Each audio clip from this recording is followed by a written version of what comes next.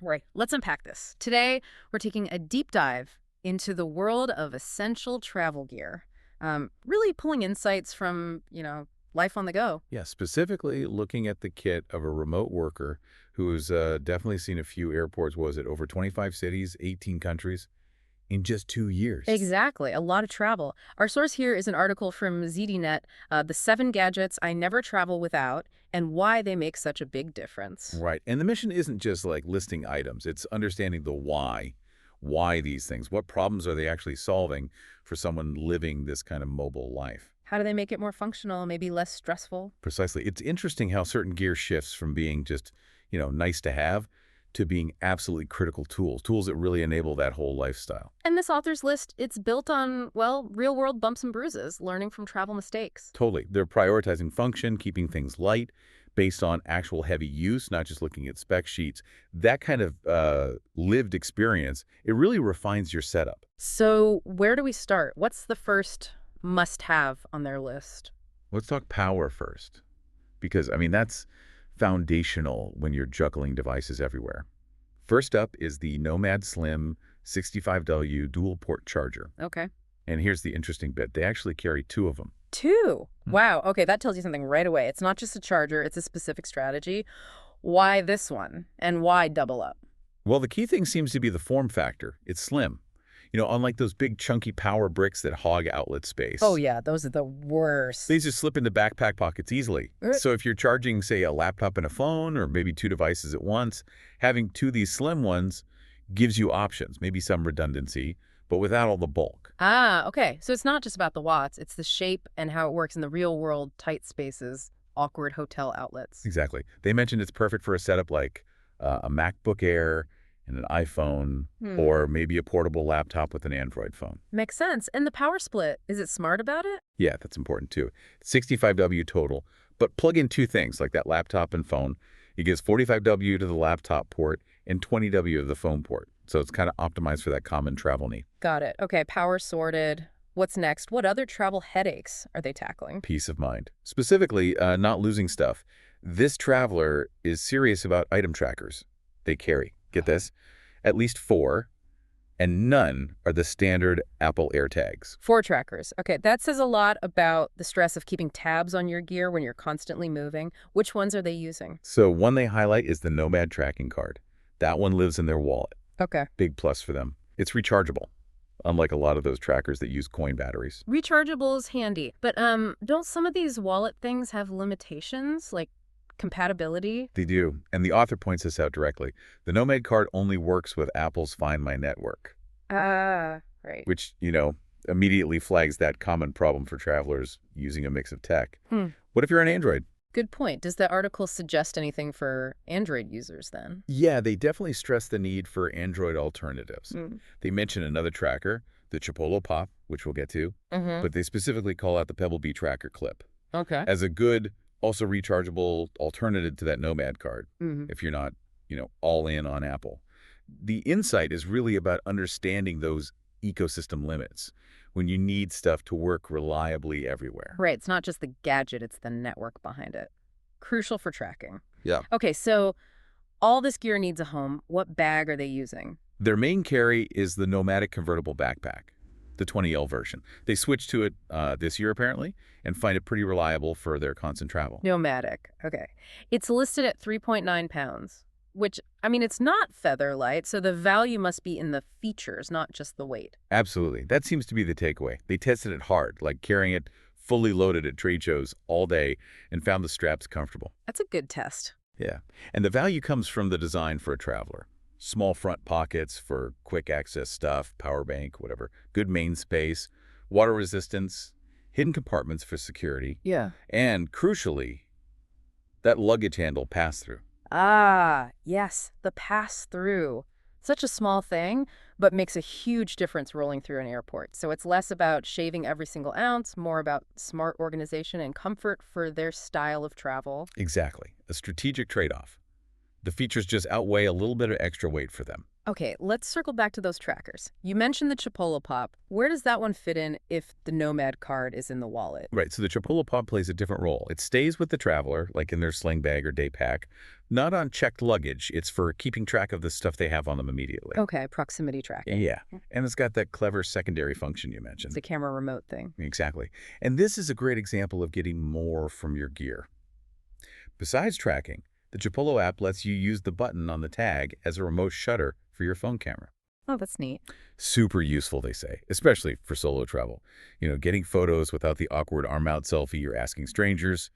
It's about finding gear that pulls double duty. Utility is definitely a running theme. Okay, for a remote worker, data's key. How do they handle storage and moving files around? A good external SSD is non-negotiable for them. Mm. They rely on the Samsung T7 Touch SSD. Samsung T7, okay. And their need for this came from, well, a bad experience. They lost like 500 gigabytes of footage once. Ouch. Yeah. That'll make you serious about backups. For sure. So portable storage for them isn't just nice, it's essential. Professional need, disaster recovery, all that. And the T7 Touch specifically, what's the touch part add? They use the 1 TB version. Been reliable for over a year. Offers the speed you need for quick transfers, editing, backups. But the touch part adds a fingerprint sensor. Ah, security. Exactly. For work files, personal stuff, on a device that could easily get lost or nicked while traveling. That extra security layer gives a lot of peace of mind. Makes total sense.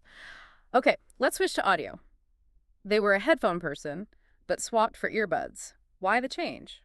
Space inconvenience again. Trading bulky headphones for something like the Google Pixel Buds Pro 2 saves a ton of room in the bag. Mm-hmm.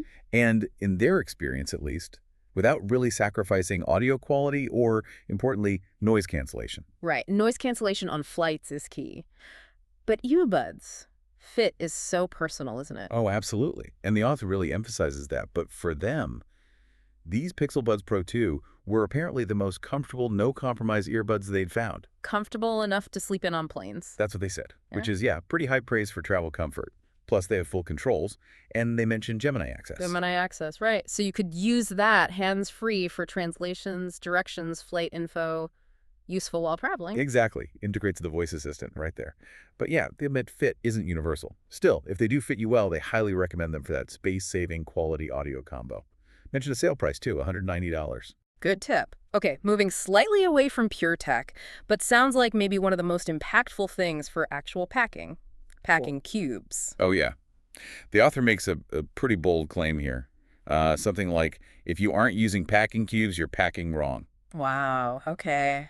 And they admit they were skeptical at first. That's a strong turnaround. So what's the magic? Why are they so convinced? The core thing is saving space. They use small and medium peak design cubes for different clothes. It's not just organization, though that helps. It's the compression. Right, squeezing the air out. Yeah, and giving structure. It lets them fit more in their bag, basically.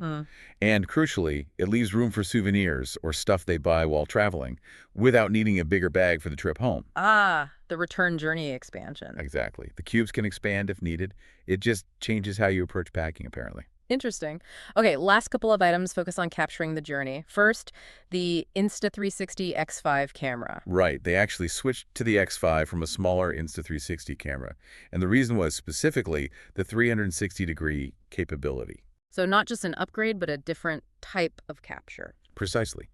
The insight here is that 360 lets you get perspectives you just can't with a normal action cam.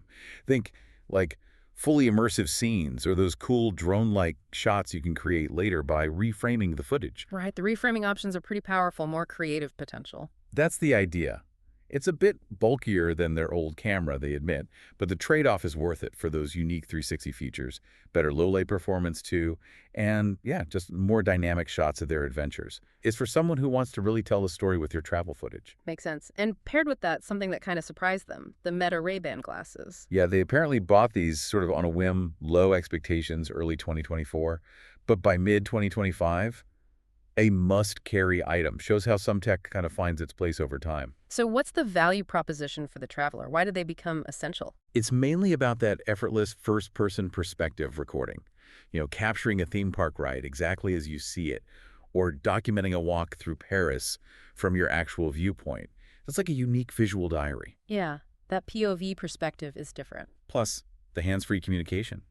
They specifically mentioned doing easy WhatsApp video calls to family back home, which is pretty valuable for staying connected easily while you're out and about. Yeah. And they also note they look good. Can't argue with that. Function, unique perspective, connection, style. Okay. They mentioned one other potential item too, right? Not in the Core 7. Yeah, just a quick mention of the iPad mini. They say it's a great travel companion if you specifically want or need a tablet. It's not essential for their specific workflow, it seems, but they recommend it if, reading, media, certain apps are part of your travel routine. Right. It reinforces that idea of tailoring the gear to your needs, not just blindly following a list. Exactly. So, zooming back out then, this deep dive into one person's travel kit, it really shows a philosophy, doesn't it? Travel gear isn't just smaller versions of home tech. Not at all. It's a curated toolkit designed to solve the specific problems of being constantly mobile, managing power, worrying less about lost stuff, maximizing tiny amounts of luggage space. Securing your data, finding ways to stay comfortable, capturing the experience without being too intrusive. Yeah, it's a powerful reminder that the right gear, it's deeply personal, it's tied to your lifestyle, your priorities, it's about utility, efficiency, maybe just peace of mind, balancing features and weight to enable the way you want to travel or work. Which kind of brings us to the final thought for you listening. Thinking about your own travels, the snags you hit, how you like to experience things, what's one item, tech or maybe not, that you could add or swap out? Something that might make the biggest positive difference on your next trip, making it, smoother, more you.